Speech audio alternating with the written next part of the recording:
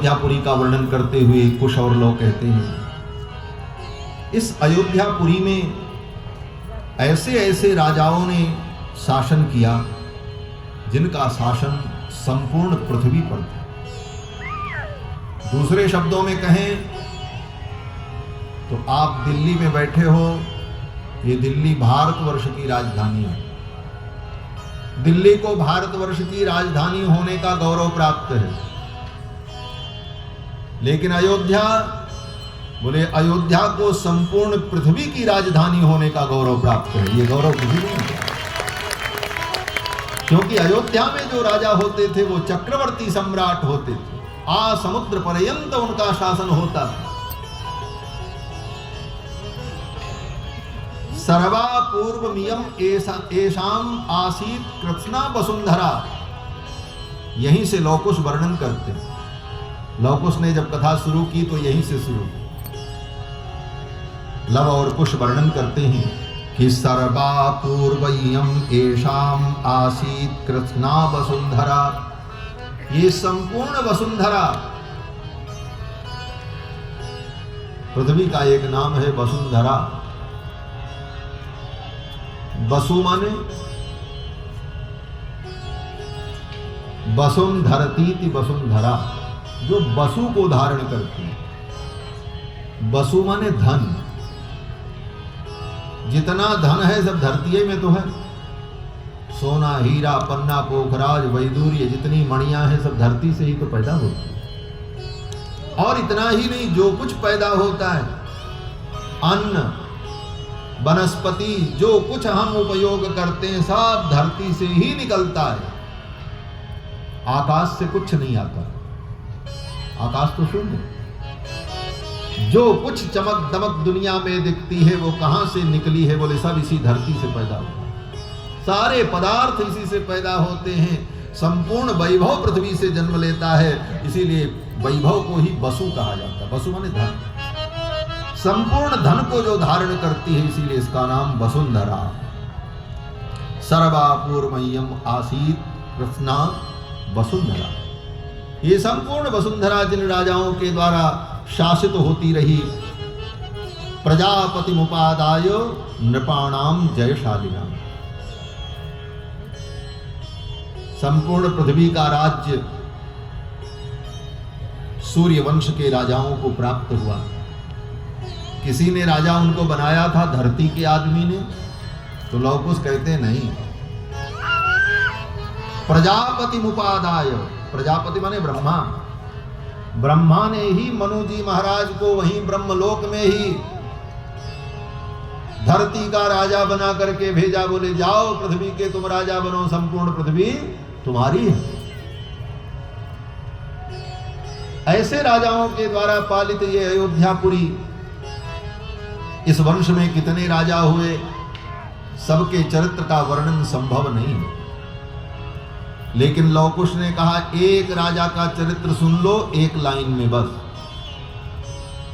सबका हम नहीं सुनाएंगे। कौन से राजा का चरित्र? तो कहते हैं ये शाम सगरो नाम, इस पवित्र रघुवंश में एक राजा हुए जिनका नाम था सगर। बोले क्या है उनका चरित्र? बोले उनका चरित्र ये है कि सागरों ये न खानितः, जिन्होंने सागर खोद डाला। ये पृथ्वी पर जो सागर है ये किसने बनाया? हिंद महासागर, प्रशांत महासागर, अमुक सागर, ये सागर किसने बनाया है? बोले उसका सागर नाम इसीलिए पड़ा कि अयोध्या के राजा सगर ने उसको बनाया। दुनिया में कहीं भी जाओ अयोध्या का वैभव सर्वत्र फैला हुआ है, वो अयोध्या है।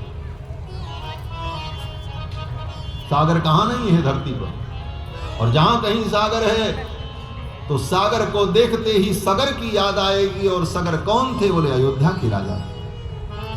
लौकुश कहते हैं सागरो येन खानितः, खानितः माने सागर को किसने खोदा? बोले जैसे कुआं खोदा जाता है, तालाब खोदा जाता है तब बनता है, उसी प्रकार इतने बड़े सागर को खोद करके पानी का जलाशय बनाया किसने? बोले महाराज सगर ने, इसीलिए उसका नाम सागर पड़ा। कहते हैं इसी वंश में एक राजा हुए इक्ष्वाकु, जिनका ये पवित्र वंश है, पूर्वज है महाराज इक्ष्वाकु। इक्ष्वाकु से ही ये वंश चला। इक्ष्वाकूणाम इदम तेषाम राज्ञाम वंशे महात्मनाम। ये वंश किसका है? बोले इक्ष्वाकु का। ये इक्ष्वाकु कौन है? बोले इक्ष माने गन्ना और वाक माने वाणी। गन्ना के रस के समान जिसकी वाणी मधुर हो उसको कहते हैं इक्ष्वाक। महाराज इक्ष्वाक की वाणी बड़ी मधुर, इसीलिए उनका नाम इक्ष्वाकु था। और इक्ष्वाकु का ये वंश है अयोध्या का राजवंश। और इक्ष्वाकु की दूसरी विशेषता, अयोध्या के जितने राजा हुए सभी योगी थे। और इसका प्रमाण बोले द्वापर युग में भगवान श्री कृष्ण ने जब अर्जुन को गीता का उपदेश किया,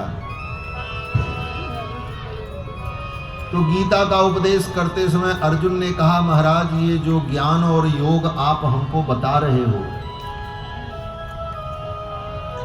जिस योग का आप हमको उपदेश कर रहे हो, इस योग को पहले भी कभी किसी ने सुना था? तो भगवान कृष्ण ने कहा, अर्जुन इस योग का प्रथम उपदेश मैंने विवस्वान को किया था। विवस्वान भगवान सूर्य को। इमं विवस्वते योगम प्रोक्तवान महम अव्ययम।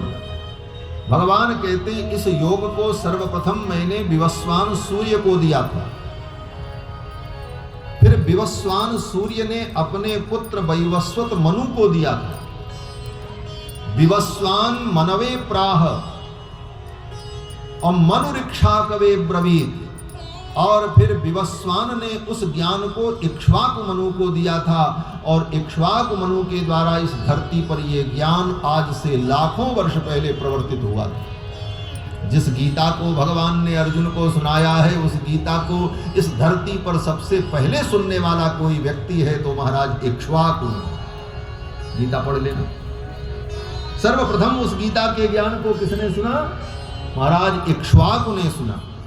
स्वयं भगवान कहते हैं विवस्वान मनवे प्राह मनुरिक्ष्वाकवे ब्रवीत। और विवस्वान मनु ने, वैवस्वत मनु ने इक्ष्वाकु को सुनाया। और इक्ष्वाकु के बाद ये गीता का ज्ञान परंपरा से चलता रहा। लेकिन कालांतर में आकर के जब ये ज्ञान नष्ट हो गया तो आज पुनः इस ज्ञान को प्रकट करने के लिए मैं तुमको उपदेश कर रहा हूं। ये भगवान कृष्ण ने कहा।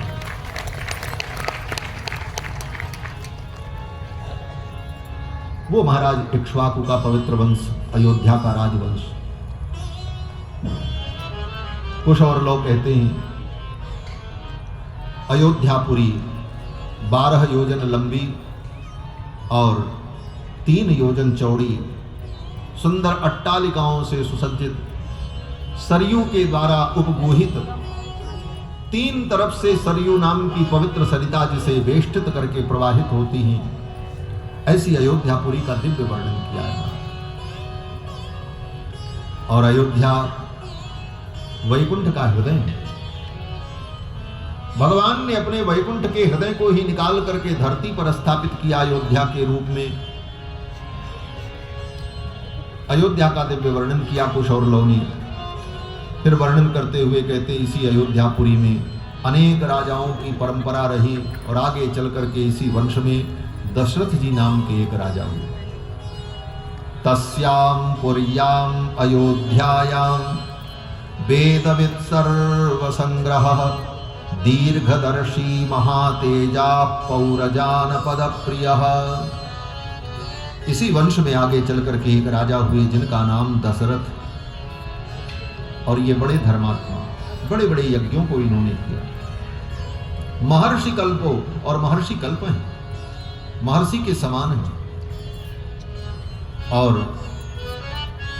भगवान के परम भक्त हैं। कर्म ज्ञान भक्ति इनके जीवन में तीनों का समन्वय है। और यहाँ पर वाल्मीकि महर्षि ने जो वर्णन किया है, इन्हीं श्लोकों के भाव को गोस्वामी तुलसीदास जी ने श्रीमद् रामचरितमानस में 2 चौपाइयों में वर्णन किया। अवधिपुरी रघुकुल मनि रावो, वेद विदित तेहि दशरथ नाऊ। अवधिपुरी रघुकुल मनि रावो, वेद विदित तेहि दशरथ नाऊ। धर्म धुरंधर गुण निधि ज्ञानी, हृदय भगति मति सारंग पानी। धर्म धुरंधर गुण निधि ज्ञानी, हृदय भगति मति सारंग पानी। अवधिपुरी रघुकुल मनि रावो, वेद विदित तेहि दशरथ नाऊ।